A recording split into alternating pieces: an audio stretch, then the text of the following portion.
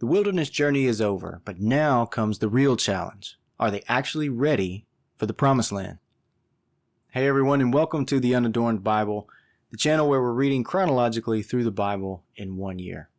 I am so glad you're here. I'm glad you found us. Today is day 67 of our journey, and we finish the book of Numbers and we step into the book of Deuteronomy, where we find Moses beginning his final words to the nation of Israel. He reminds them of their journey, he tells them of their failures, and then he gives them lessons that they have to carry into the land. With that being said, let's dive into the reading. Numbers 36 and Deuteronomy chapter 1, read from the New Revised Standard Version Updated Edition. The heads of the ancestral houses of the clans of the descendants of Gilead, son of Machir, son of Manasseh, of the Josephite clans, came forward and spoke in the presence of Moses and the leaders, the heads of the ancestral houses of the Israelites. They said, "The Lord commanded my Lord to give the land for inheritance by lot to the Israelites. And my Lord was commanded by the Lord to give the inheritance of our brother Zelophehad to his daughters. But if they are married into another Israelite tribe, then their inheritance will be taken from the inheritance of our ancestors and added to the inheritance of the tribe into which they marry. So it will be taken away from the allotted portion of our inheritance. And when the Jubilee of the Israelites come, then their inheritance will be added to the inheritance of the tribe into which they have married, and the inheritance will be taken from the inheritance of our ancestral tribe."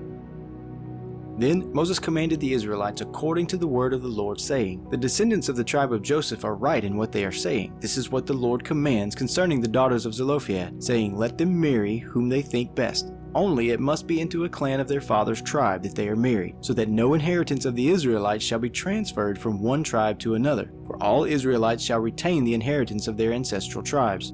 Every daughter who possesses an inheritance in any tribe of the Israelites shall marry one from the clan of her father's tribe, so that all Israelites may continue to possess their ancestral inheritance. No inheritance shall be transferred from one tribe to another, for each of the tribes of the Israelites shall retain its own inheritance."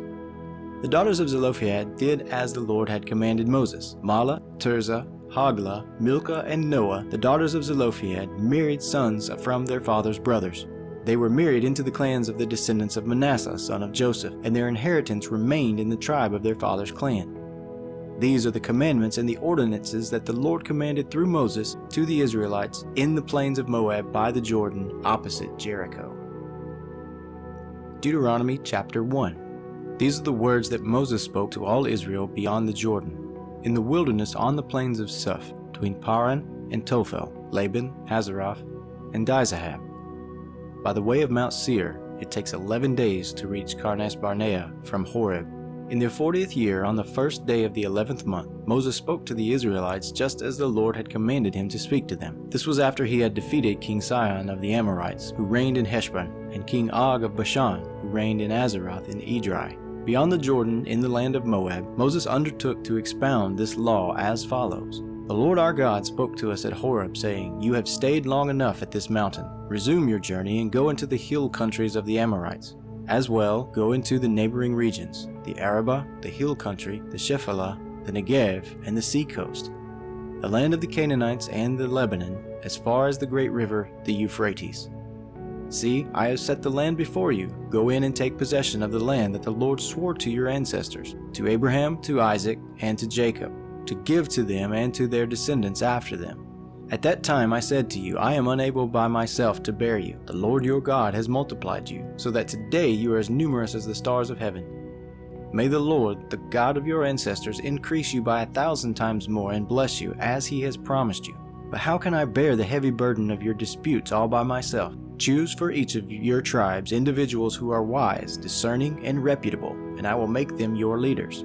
You answered me, "The plan you have proposed is a good one." So I took the leaders of your tribes, wise and reputable individuals, and installed them as leaders over you, commanders of thousands, commanders of hundreds, commanders of 50s, commanders of 10s, and officials throughout your tribes. I charged your judges at the time, give the members of your community a fair hearing and judge rightly between one person and another, whether kin or resident alien. You must not be partial in judging. Hear out the small and the great alike. You shall not be intimidated by anyone, for the judgment is God's. Any case that is too hard for you, bring to me and I will hear it. So I charged you at that time with all the things that you should do. Then, just as the Lord our God had ordered us, we set out from Horeb, and went through all that great and terrible wilderness that you saw on the way to the hill country of the Amorites, until we reached Kadesh Barnea. I said to you, you have reached the hill country of the Amorites, which the Lord our God is giving us. See, the Lord your God has given the land to you. Go up, take possession, as the Lord, the God of your ancestors, has promised you. Do not fear or be dismayed. All of you came to me and said, let us send men ahead of us to explore the land for us and bring back a report regarding the route by which we should go up and the cities we will come to. The plan seemed good to me, and I selected 12 of you, one from each tribe. They set out and went up into the hill country, and when they reached the Wadi Eshcol, they spied it out, and gathered some of the land's produce, which they brought down to us. They brought back a report to us and said, it is a good land that the Lord our God is giving us. But you were unwilling to go up. You rebelled against the command of the Lord. You grumbled in your tents and said, it is because the Lord hates us that he has brought us out of the land of Egypt to hand us over to the Amorites to destroy us. Where are we headed? Our kindred have made our hearts melt by reporting, the people are stronger and taller than we. The cities are large and fortified up to heaven. We actually saw there the offspring of the Anakim. I said to you, have no dread or fear of them. The Lord your God who goes before you is the one who will fight for you, just as he did for you in Egypt before your very eyes, and in the wilderness where he saw how the Lord your God carried you just as one carries a child, all the way that you traveled until you reached this place. But in spite of this, you have no trust in the Lord your God, who goes before you on the way to seek out a place for you to camp, in fire by night and in cloud by day, to show you the route you should take. When the Lord heard your words, he was wrathful and swore, not one of this evil generation shall see the good land that I swore to give to your ancestors, except Caleb son of Jephunneh, he shall see it, and to him and to his descendants I will give the land on which he set foot, because of his complete fidelity to the Lord. Even with me the Lord was angry on your account, saying, you shall not enter there. Joshua son of Nun, your assistant, shall enter. Encourage him, for he is the one who will secure Israel's possession of it. And as for your little ones, who you thought would become plunder, your children who today do not yet know right from wrong, they shall enter there. To them I will give it, and they shall take possession of it.